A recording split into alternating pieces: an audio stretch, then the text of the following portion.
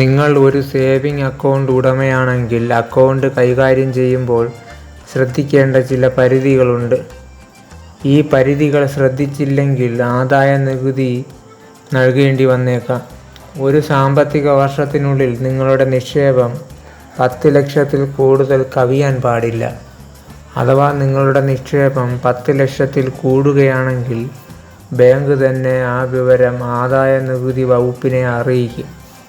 അതുപോലെ തന്നെ ഒരു ട്രാൻസാക്ഷനിൽ നിങ്ങൾക്ക് 2 ലക്ഷം രൂപയിൽ കൂടുതൽ ഒരുമിച്ച് പിൻവലിക്കാനുമാകില്ല.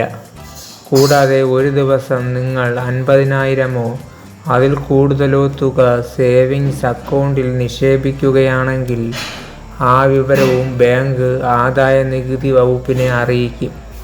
നിങ്ങൾക്ക് എവിടെ നിന്നാണ് ഇത്രയും വരുമാനം ലഭിക്കുന്നത് എന്ന് നിങ്ങൾ വ്യക്തമാക്കേണ്ടി വരും.